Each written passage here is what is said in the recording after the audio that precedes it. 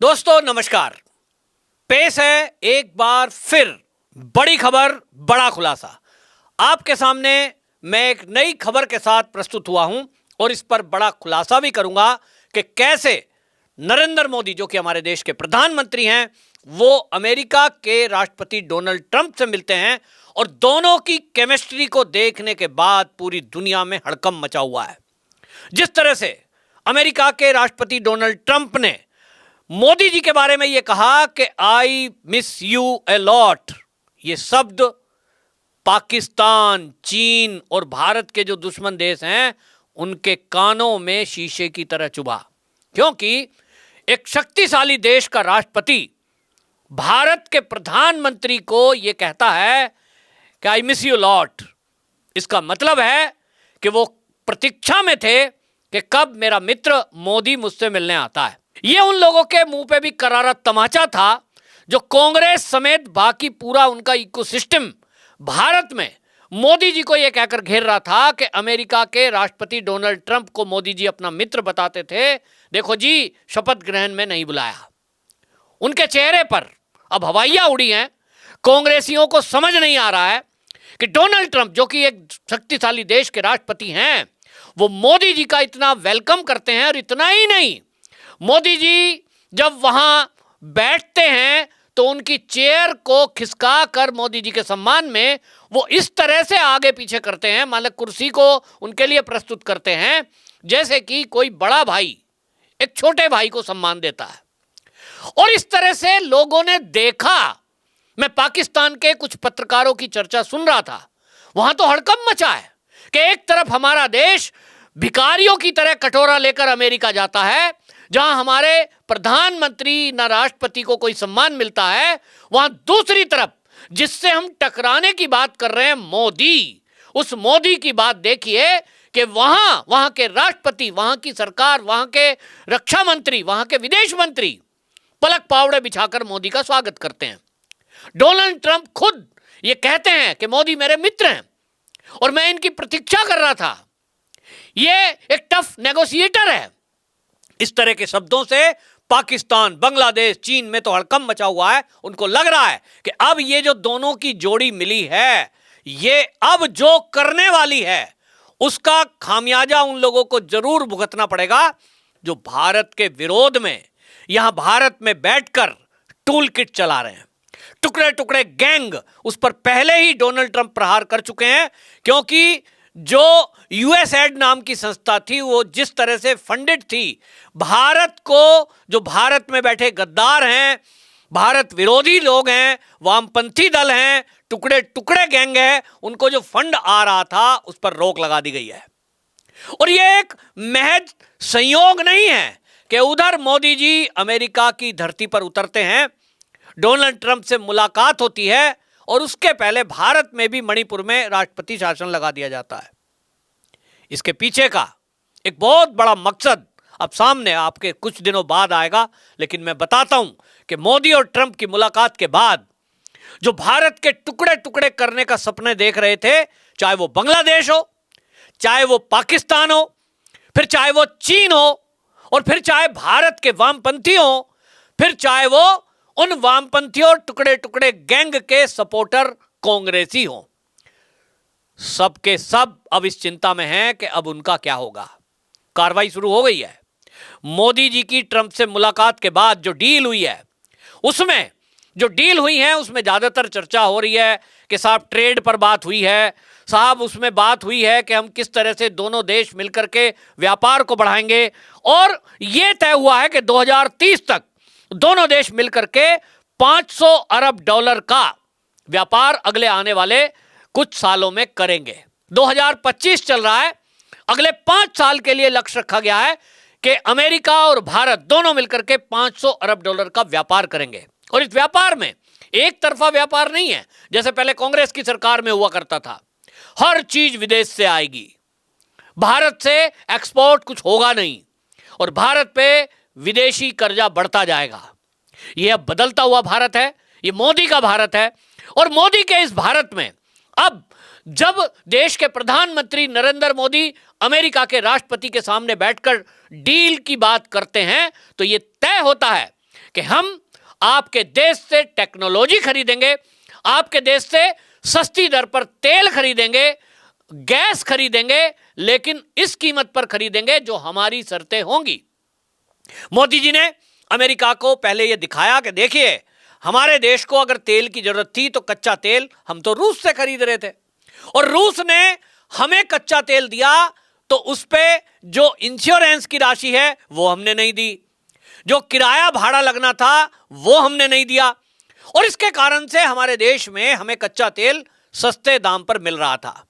यदि आप भी उससे कम कीमत में हमें तेल देने के लिए तैयार हों तो ठीक है, तेल और गैस हम आपसे ले लेते हैं।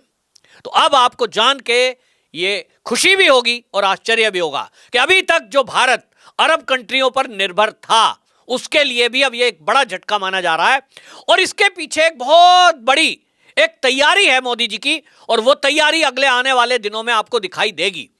भारत के अंदर एक तरफ वक्फ बोर्ड एक्ट, वो संशोधित बिल प्रस्तुत किया जाता है।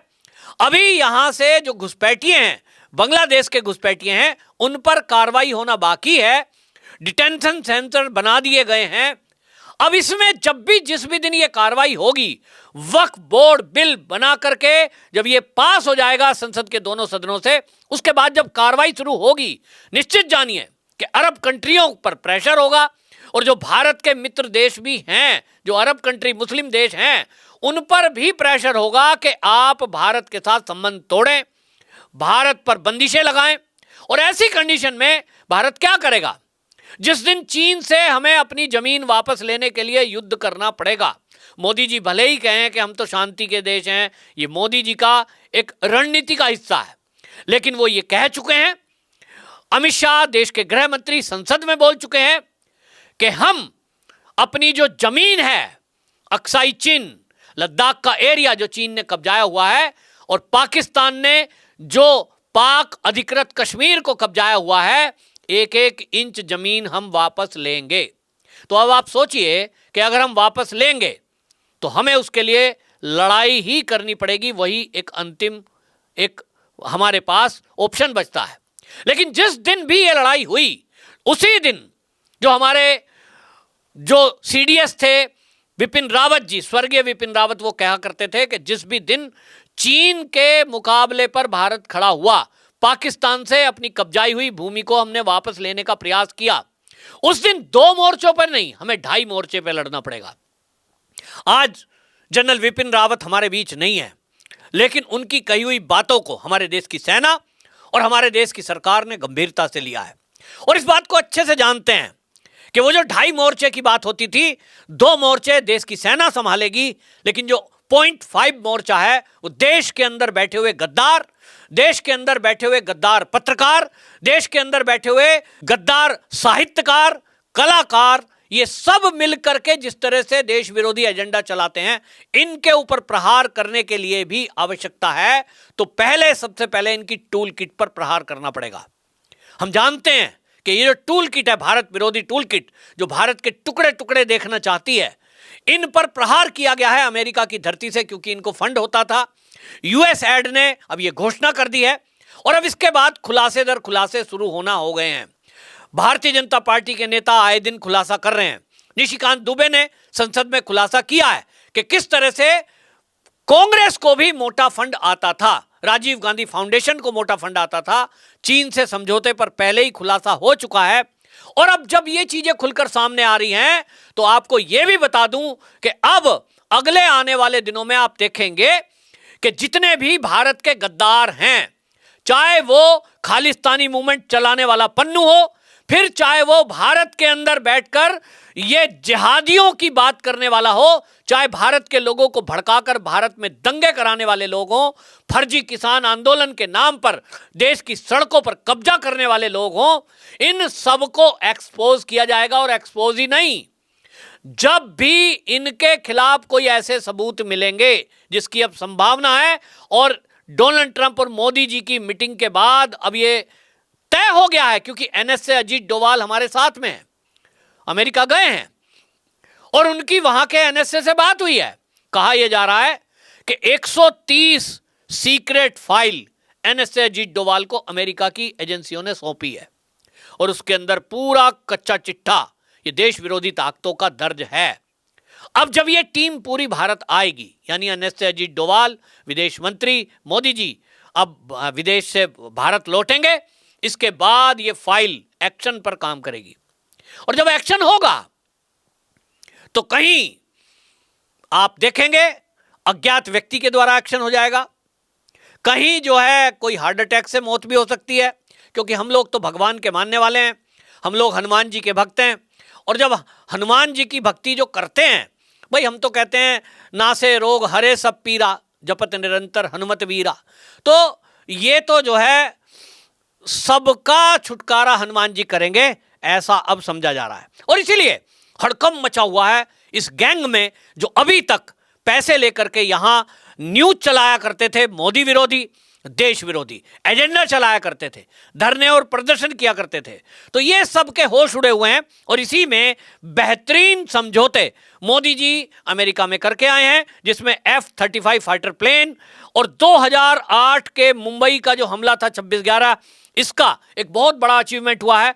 इसमें जो आतंकी है तहव्वुर राणा, अब उसका प्रत्यार्पण किया जाएगा और इस पर भारत में मुकदमा चलेगा। तब फिर पता चलेगा कि किस तरह से इसमें भारत के कुछ राजनीतिक दलों के नेता, कुछ पत्रकार, टीवी चैनल किस तरह से इस आतंकवादी गुट की मदद कर रहे थे। आपको याद होगा जब 26/11 हमला हुआ, मैं नाम नहीं लूंगा, लेकिन कुछ न्यूज चैनल और पत्रकार अपने टीवी चैनल पर लाइव दिखा रहे थे। बाद में पता लगता है कि वो जो लाइव दिखा रहे थे, कहां हमारे कमांडो उतर रहे हैं, हेलीकॉप्टर किधर मूव कर रहा है, वो आतंकवादियों को मदद कर रहा था। आतंकवादी लाइव टेलीकास्ट बैठ करके देख रहे थे और वो अपने आतंकवादियों को डायरेक्शन दे रहे थे। पता चलता है कि उसमें कुछ राजनीतिक दलों के नेताओं का भी हाथ है। पता यह चलता है कि 26/11 हमला पूर्व नियोजित था और उसकी भारत के अंदर कुछ राजनेताओं को जानकारी थी। सत्ता में बैठे हुए, यानी केंद्र सरकार में कांग्रेस की सरकार थी, उनको भी उसकी जानकारी थी। बावजूद उसके किसी को रोकने की कोशिश नहीं की गई, क्योंकि उसके पीछे कांग्रेस का एक सोचा समझा षड्यंत्र था कि किसी तरह यह आतंकी हमला होता है जिसमें देश विदेश के कई लोग मारे जाएंगे, और इस मारने के बाद जब इसकी दुनिया में चर्चा होगी हमले की, तो हम कहेंगे कि ये जो आतंकवादी थे ये तो साहब हिंदू आतंकवाद का हिस्सा है। ये देखिए अजमल कसाब नहीं है, वो तो हिंदू है, उसके हाथ में कलावा है, उसकी जेब में आईडी हिंदू नाम की है। लेकिन वो जिंदा पकड़ा गया अजमल कसाब, तो ये सारा षड्यंत्र खुला है। लेकिन अब इसके पीछे आतंकी लिंक उन नेताओं के थे। केंद्र में बैठी हुई कांग्रेस की सरकार के गृह मंत्री हों या महाराष्ट्र के गृह मंत्री हों, अभी तक हमने चर्चा सुनी है, लेकिन सबूत नहीं है, क्योंकि कोर्ट सबूत मांगता है। अब मोदी और डोनाल्ड ट्रंप की मीटिंग के बाद यह कहा जा रहा है कि वो सबूत अब भारत के हाथ लग चुके हैं।